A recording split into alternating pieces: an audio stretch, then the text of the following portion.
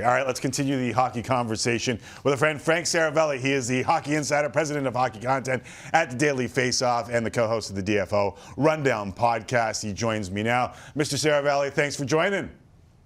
Yeah, Tim, I hate to pour it on there, Shawnee Mac, but, can you imagine being locked down for most of the last 2 calendar years? You get across the border to the U.S., and the first thing you want to do is watch TV. I did not have that on my bingo card. We watched enough TV for the last 2 years. Me too, and we get enough of the same-ish these days anyway. Like, it's not as if TV in Canada is that much different. I mean, we could pirate all we want if we so choose. Hey, did you add ground effects to the background? I love this. It's like you've souped up your car behind you, a little blue, a little red. I love it. Little LED strips. Yeah, yes. I do what I can. Nice. Nice. I love it. So the Leafs and Jackets on hometown hockey, a lot of focus on goaltending and defense in Toronto. I mentioned earlier today that the Leafs have the lowest save percentage in the league since January 9th. It is a smaller sample size, but not all that small at 876. From what you're hearing, has that changed their course heading into this deadline? I think it's up for debate internally within the Toronto Maple Leafs themselves at the moment. And I think you have your stats up here since January 9th. If you go back even further, December 7th, you have Jack Campbell under an 890 save percentage. This has been something that's been lingering for a while, but for whatever reason, mostly because the Toronto Maple Leafs have been able to outscore their opponents by a significant margin and score so often that they've been able to paper over a lot of their issues in net. And so I think that's exactly the situation that the Leafs are in right now, where they're saying, well, we've sort of had our eye on defense this entire time leading up to the trade deadline. Do we have to pivot? And if we are going to pivot, who's that going to be with and what's that going to cost? So there are a few holes for the Toronto Maple Leafs to fill, and that's why I believe they're going to be the most fascinating team over these next 14 days until the deadline, because there's so much to determine. Are you willing, if you're Kyle Dubas, to bet this roster that for the most part has played pretty well, second pair of your defense notwithstanding, to really be a solid playoff contender, yet you're going to bet that on subpar goaltending, which has existed and gone on for quite a while. I'm just sort of laughing at the situation, not to poke fun at anyone, but, where is Jack Campbell supposed to find his game? From the bench tonight? Like, I don't necessarily understand the thinking if you're going to try and play your way out, if you're hoping for anyone to step up and take the crease.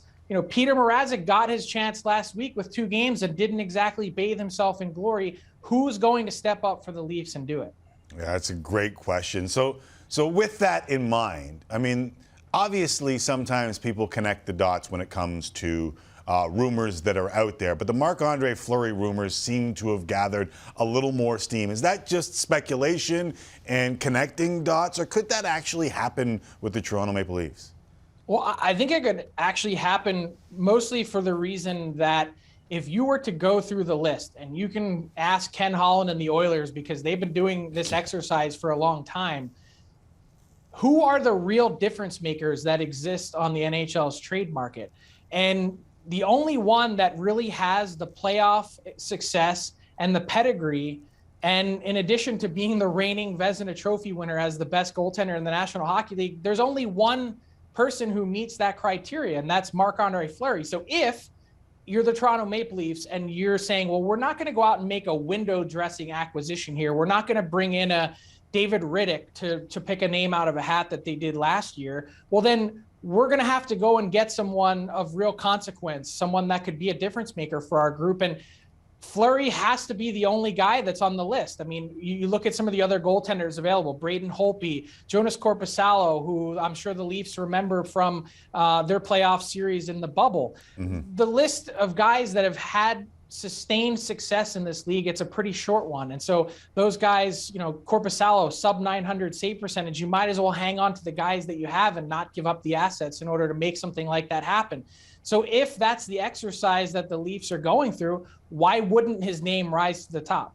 Okay, so a lot of teams, I mean, the 2 teams that you spoke of, Edmonton and Toronto, both featured on the network tonight. Was going to talk about goaltending for them both. But for Marc-Andre Fleury, I mean, you reported on it. We saw the stories about how he was reticent even to go to Chicago. Does it sound like, I mean, listen, if he went to one of those two towns that we just mentioned, Toronto and Edmonton, and backstop them on a long run, he would cement his legacy and be able to write tickets in both those towns. But does that sound like something that he's willing to undertake, given the move to Chicago seemed as stressful as it was to start?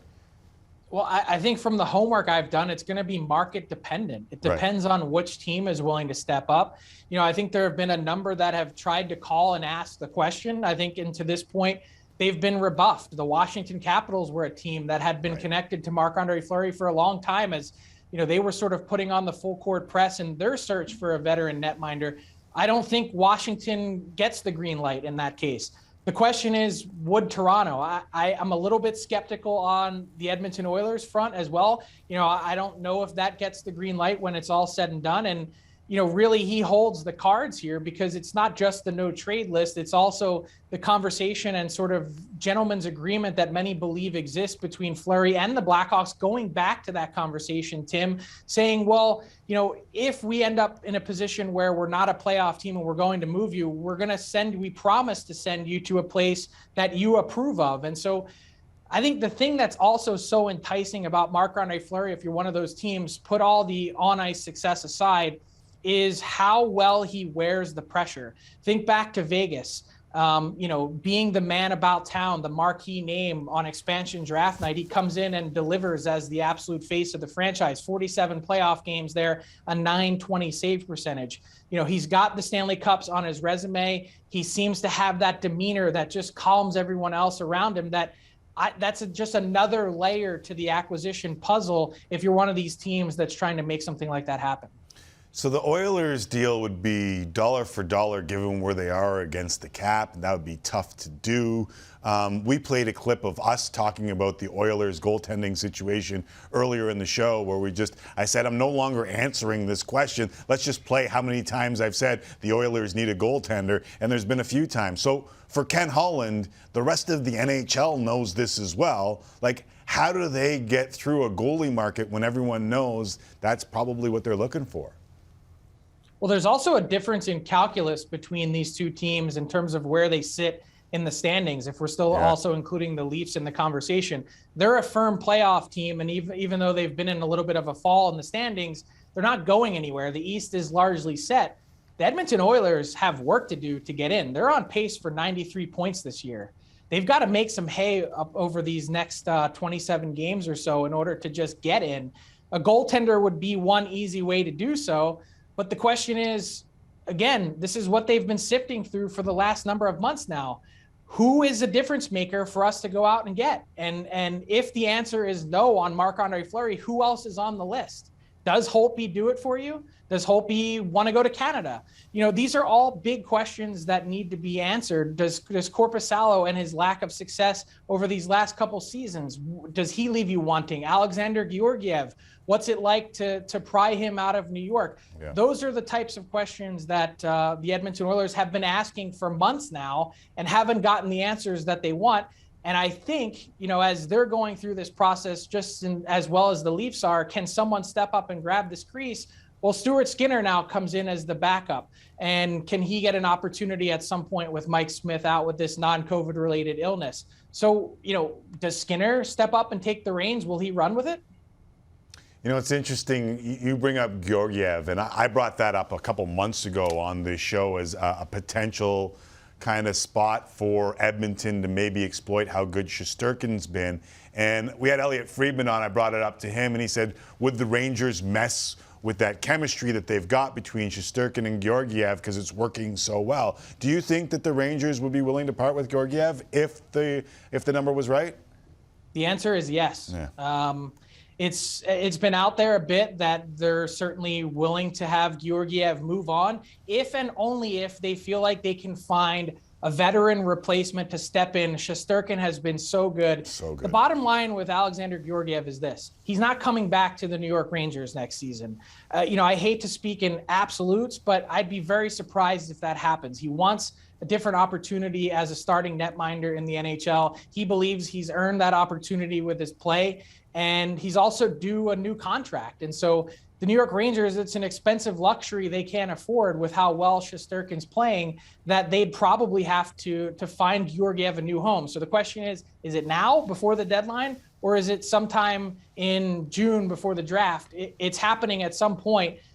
Can they, play this game of musical chairs in the meantime and maybe not upset that chemistry, but find a veteran that gives you just a little security blanket to feel safe at night if you're Chris Drury. And then you've got Keith Kincaid as your third guy in case the wheels totally fall off. But I could see it happening for sure. All right, Seravalli, I love the information that you're bringing to the table. I'm going to ask you an open-ended question. We were focusing, obviously, on the teams that are going to appear on the network tonight. We got the Battle of Alberta on Sportsnet 1. Leafs and Jackets is on Sportsnet coming up in mere moments from now. But give me a team, Mr. Seravalli, that you feel could be a wild card going into this deadline. A team that either decides it's a seller, a team that decides it's a buyer that could shake up this market a little bit here.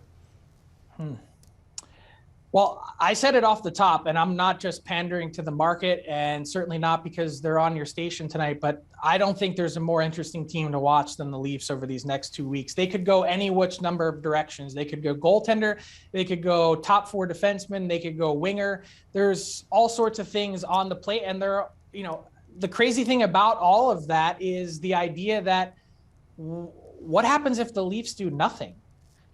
At the end of all this puzzle, you've still got likely the Florida Panthers in the first round. And if you're able to escape their grasp, then, you get a nice little treat in the Tampa Bay Lightning, most likely in the second round. I mean, this is a daunting situation that they're facing. And not to put too much hyperbole on it, but, they've got some significant decisions to make when they're staring down some pressure at the same exact time. So they're interesting non-playoff teams. There's a whole host of them that are interesting. Columbus, New Jersey, go down the list. There, certainly some non-playoff teams in the West as well. What do the Winnipeg Jets do? They've got some pieces to potentially sell off. There's all sorts of interesting equations, none more so than Toronto. Okay, so one last one then to follow up on that, because I was saying, I did a whole thing about the Leafs, the difference between good and great is consistency, and they haven't been able to be consistent, though they've shown flashes of absolute brilliance. If they don't get it done, do you think there's change coming in Toronto? And listen, even if they win the division, it looks like battle-tested Washington or battle-tested Boston is the team that you get even if you won the division. There's no cupcakes in the East. There's no easy way out. You have to win your way through. So if it doesn't happen, will there be change? That's the question. Yeah. I'd be surprised if there isn't some kind of change. You ran back your core four this year. Do they have to reshuffle the deck? And beyond that, from a 30,000-foot view, what other kinds of changes exist? Is it off ice? Is it coaching? Is it management? What have you? I would have to think that after 6 straight first-round exits, if that's what ends up happening, that the status quo is just unacceptable. Seravalli, always appreciate you, and I love the LED strips, the ground effects, however you want to put them. You've added a little to the equation, and we appreciate it. Hey, as long as we're not talking the vow, I'm good. There is Frank Seravalli.